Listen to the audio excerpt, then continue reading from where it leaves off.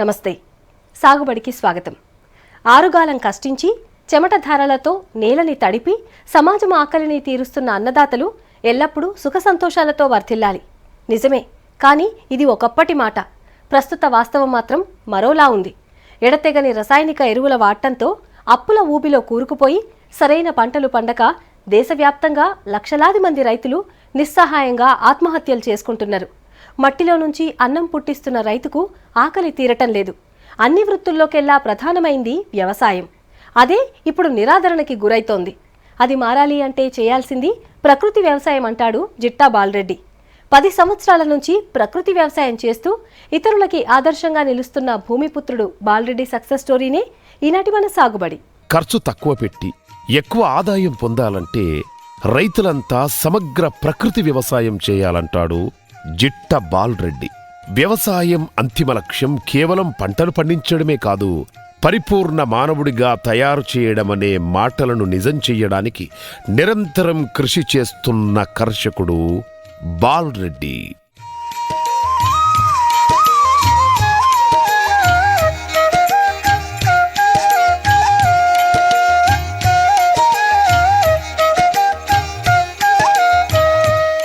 జిట్టా బాలరెడ్డిది యాదాద్రి భువనగిరి జిల్లా రామకృష్ణాపురం. ఉన్నత చదువుల కోసం పట్టణాలకు వెళ్లాడు. పొట్టకూటి కోసం అనేక ఉద్యోగాలు చేశాడు. సినిమా రంగం, మీడియా రంగంలో ఉన్నత స్థాయి వరకు వెళ్లాడు. విదేశాల్లో చదువుకునే అవకాశం వచ్చినా పుట్టిన నేల మీదే బతకాలని ఇక్కడే ఉన్నాడు. అలా ఎన్నో ఉద్యోగాలు చేశాడు. అయితే బాలరెడ్డికి ఏ ఉద్యోగం చేసినా సంతృప్తి లేదు. అలా జర్నలిజంలో ఉన్నప్పుడు తన గురువు KNV పతంజలి గారిచ్చిన సలహా ఆయన జీవితాన్ని మలుపు తిప్పింది. వ్యవసాయం చేస్తే నలుగురికి అన్నం పెట్టొచ్చు, మనమనుకున్న సందేశాన్ని సమాజానికి ఇవ్వొచ్చు అన్న గురువు మాటలే ఆయన్ను సమగ్ర వ్యవసాయం వైపుకు అడుగులు వేసేలా చేశాయి. మొదలు పెట్టడమే సహజ వ్యవసాయంతో ప్రారంభించాడు.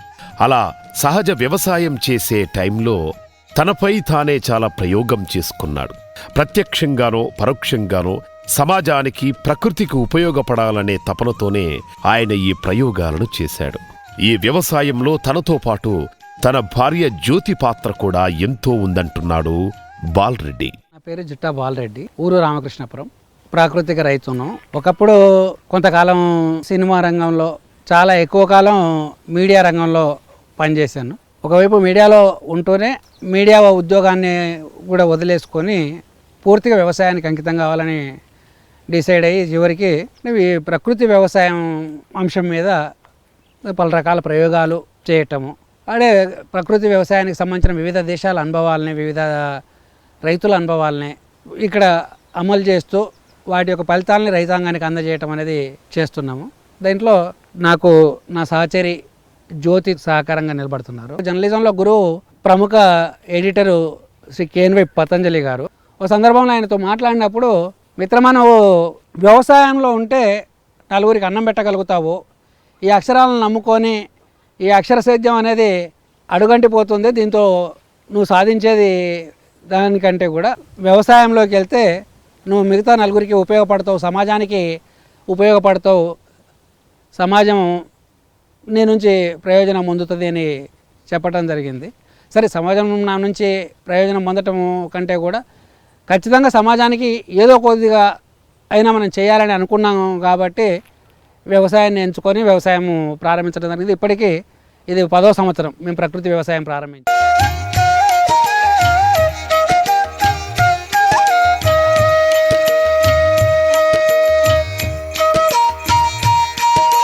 నాగేటి చాళ్లలో నాగరికతను నేర్పినవాడు రైతు. ఆయనతోనే నాగరికత అభివృద్ధి చెందింది. కానీ ఇప్పుడు రైతు కూలబడిపోయాడు. ఒకప్పుడు తన కోసమే కాకుండా తన చుట్టూ ఉండే సమాజం కోసం వ్యవసాయం చేస్తోడు. కానీ ఇప్పుడు మార్కెట్ అవసరాల కోసం చేస్తున్నాడు. ఇది మారాలి. ఇది మారాలి అంటే చేయాల్సింది ప్రకృతి వ్యవసాయమే. దీనికోసం బాలరెడ్డి న్యాచురల్ ఇంటిగ్రేటెడ్ ఫార్మింగ్ సిస్టమ్ని డెవలప్ చేస్తున్నాడు. ఈ సిస్టంలో భాగంగా రైతుల దగ్గర పాడి పంట ఉండే విధంగా చూడాలనుకుంటున్నాడు.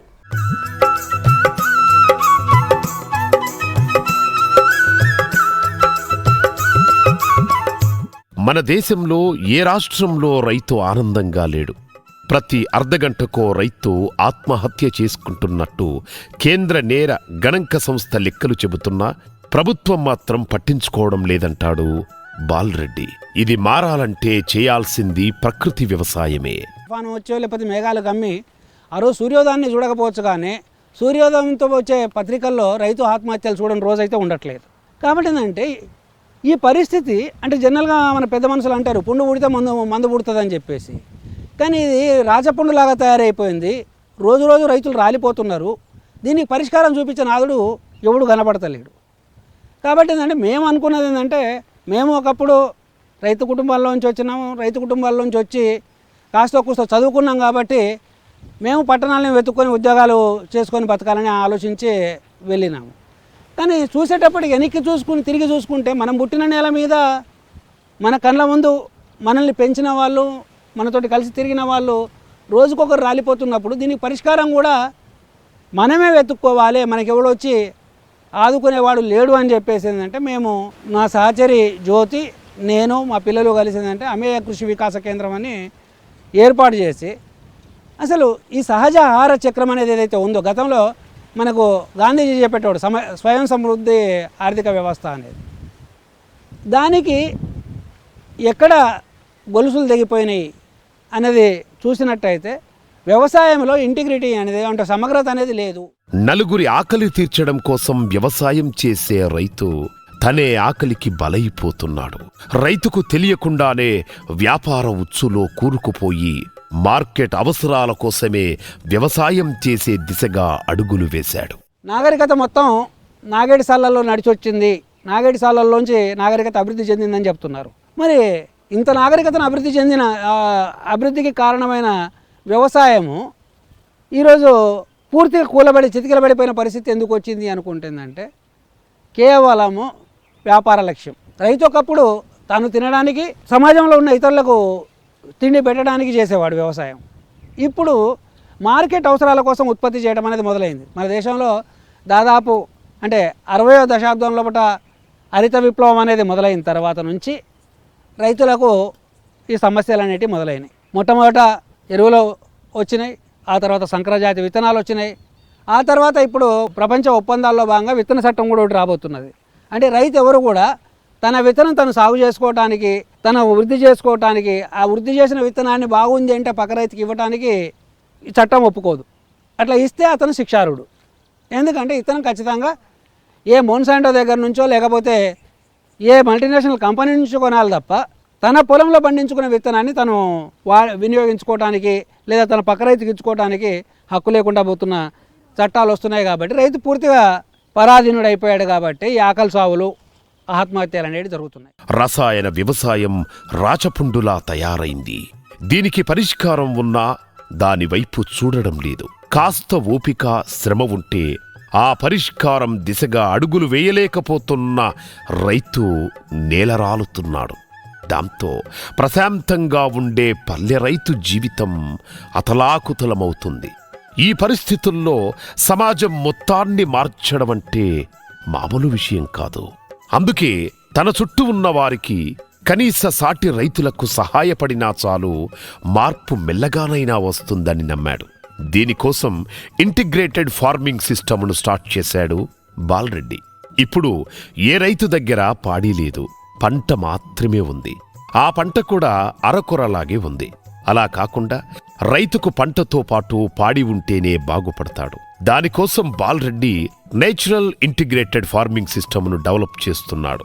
దీంట్లో భాగంగానే తన పొలంలో గొర్రెలు, మేకలు, కోళ్లు, ఆవులు ఉండేట్టు ప్లాన్ చేసుకున్నాడు. వ్యవసాయంలో అనేది సమగ్రత ఉండాలి. సమగ్రత అనేది అంటే పాడి ఉండాలి, పంటలు ఉండాలి, ఒకదానికొకటి ఆధారంగా నిలబడుతుంది. కాబట్టి అతను ఆర్థికంగా స్థిరపడడానికి అవకాశం ఉంటుంది అని చెప్పేసి integrated farming system, natural integrated farming system అనేదాన్ని మేము డెవలప్ చేస్తున్నాము.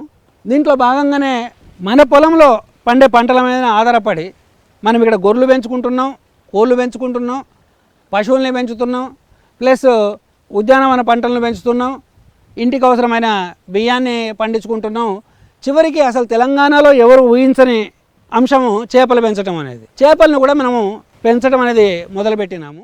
మొదట్లో పాలేకర్ పద్ధతిలో వ్యవసాయం స్టార్ట్ చేసిన ఆ తర్వాత చౌహాన్ క్యూ పద్ధతిలో సూక్ష్మజీవుల వ్యవసాయం, పశుపోషణ, కోళ్ల పెంపకం చేపట్టారు. మొక్కల ఎదుగుదలకు అవసరమైన గ్రోత్ ప్రమోటర్స్ను తన క్షేత్రంలో అందుబాటులో ఉన్న మునగ, అరటి వంటి మొక్కలతో తయారు చేసుకున్నాడు. సహజ ఎరువులతో నాణ్యమైన దిగుబడులు సాధిస్తున్నాడు.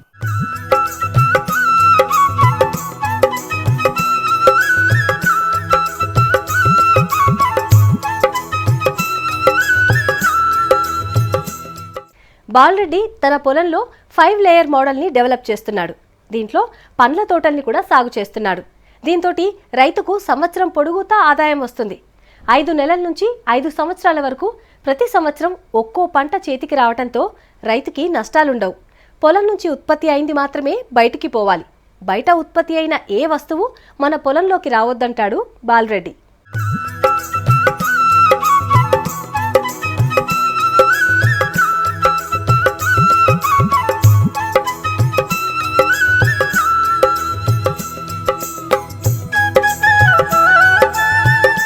ప్రస్తుతం రైతు లగ్జరీగా, ఉన్నతంగా బతకకపోవచ్చు, కానీ సౌకర్యవంతంగా, ఆరోగ్యంగా బతకొచ్చు.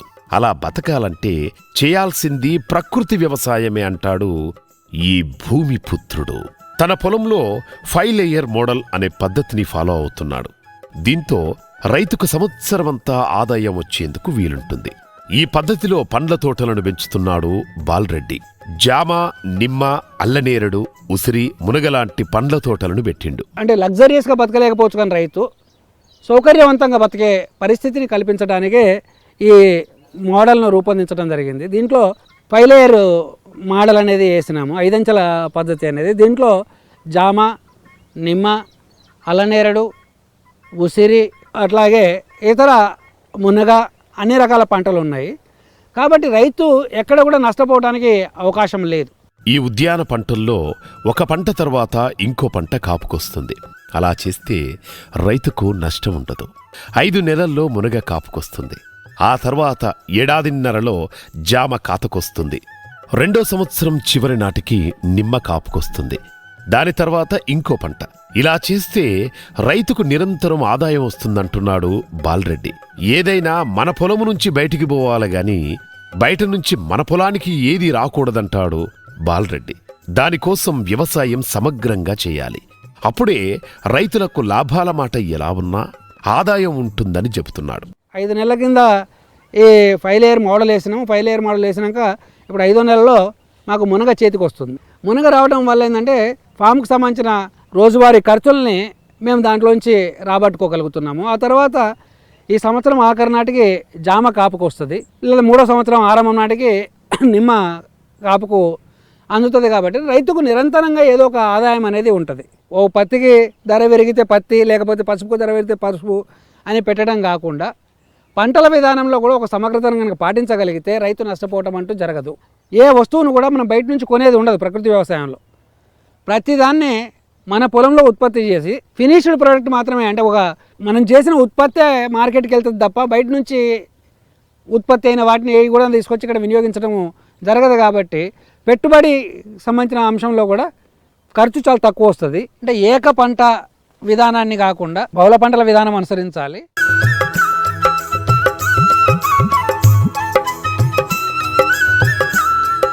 రైతు వేగుచుక్కై మొలిచి భూమిని సాగు చేస్తాడు. పుట్లు పండించిన పల్లె పూటకు నోచుకొని పరిస్థితి ఏర్పడ్డది.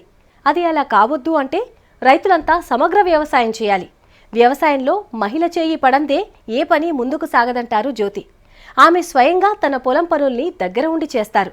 బాలరెడ్డి విజయం వెనుక ఆమె సపోర్ట్ కూడా ఉంది.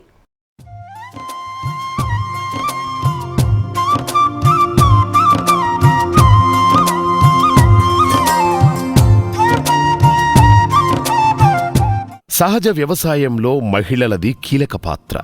సేద్యంలో మహిళల చెయ్యిలేనిది ఏ ఒక్క పని కూడా ముందుకు సాగదు. బాలరెడ్డి చేస్తున్న వ్యవసాయంలో తన భార్య జ్యోతిది కూడా కీలక పాత్ర. ఉద్యోగం మానేసి వ్యవసాయం స్టార్ట్ చేస్తున్న క్రమంలో సహచరి ఇచ్చిన సపోర్ట్ తనకు చాలా ఉపయోగపడిందంటాడు బాలరెడ్డి.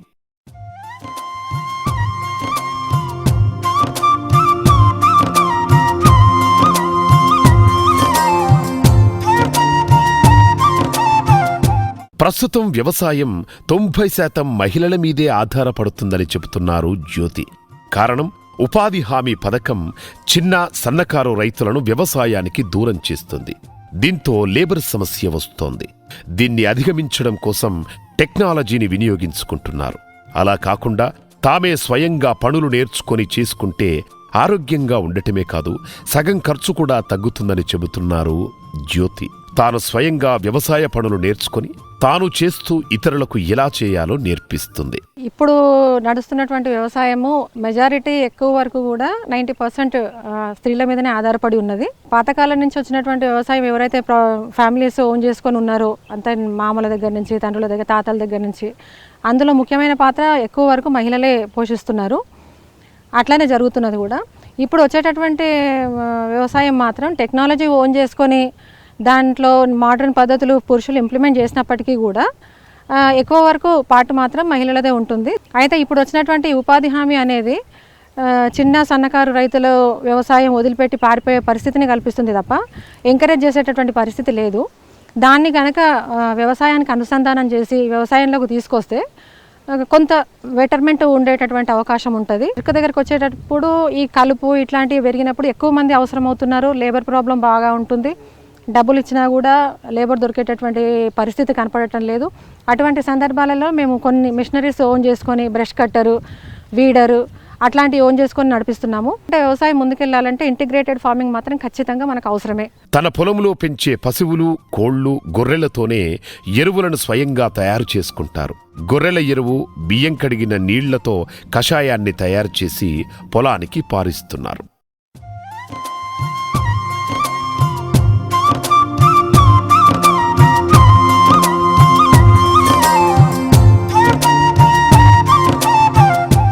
బాలరెడ్డి 10 గుంటల భూమిలో చేపల్ని పెంచుతున్నాడు.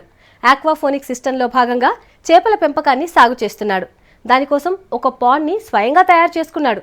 దీంట్లో రీఫ్రెష్ చేయడం కోసం తీసే నీళ్లను పొలానికి పారిస్తున్నాడు. ఈ విధంగా చేయటం వల్ల 2 రకాలుగా లాభం ఉంటుందని చెప్తున్నాడు. అంతేకాదు, ఈ వ్యవసాయం చేయటంలో తనతో పాటు తన కుటుంబం కూడా ఎంతో సహాయం అందిస్తోందంటున్నాడు బాలరెడ్డి.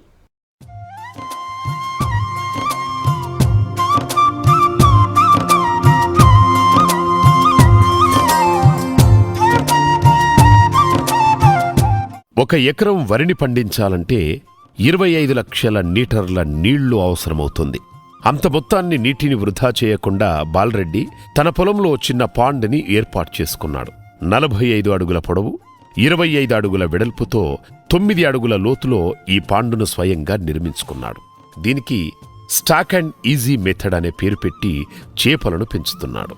దీనికి ఆయనకైన ఖర్చు 45,000. ఈ ఆదాయం ఒక కాపులోనే తీయొచ్చంటున్నాడు. సమగ్ర వ్యవసాయంలో భాగంగా చేపల పెంపకం కూడా చేపట్టడం జరిగింది. చేపల పెంపకం సంబంధించి ఏంటంటే, ఒక ఎకరంలో వరి సాగు చేయాలంటే ఒక పంట కాలానికి రైతు 25 లక్షల లీటర్ల నీరుని వాడుతున్నాడు. అంటే దీనికి స్టాక్ అండ్ రిలీజ్ మెథడ్ అని పేరు పెట్టుకున్నాం. చిన్న ఫామ్ ఫండ్ ఇది 45 అడుగుల పొడవు, 25 అడుగుల వెడల్పు ఉంది, 9 అడుగుల లోతు ఉంటుంది. దీంట్లో 3 అడుగుల నీరు ఎప్పుడు నిలువ ఉండేటట్టు, మిగతా నీరు వచ్చిపోయేటట్టుగా ఏర్పాటు చేసుకోవడం జరిగింది. మొత్తం ఈ ఫండ్ కన్స్ట్రక్ట్ చేసుకోవడానికి 45,000 రూపాయలు ఖర్చు అయింది.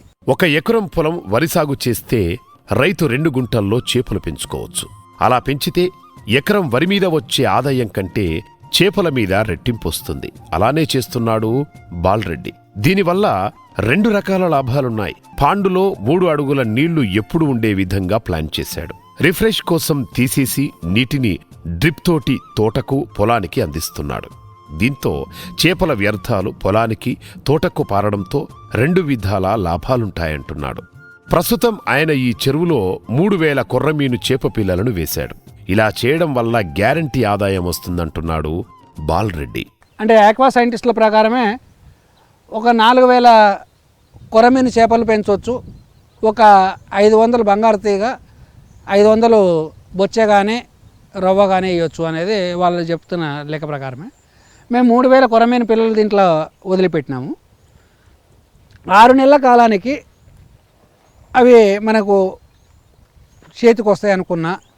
ఈ 3,000ల్లో కనీసం ఒక 1,500 మిగిలినా కానీ ఒక్కొక్కటి 1 కేజీ బరువు వచ్చినట్టయితే రైతువారి రేటు అదమం 100 రూపాయలు అనుకున్నా కానీ 1,50,000 రూపాయలు ఆదాయము కేవలం దీని మీద వస్తుంది.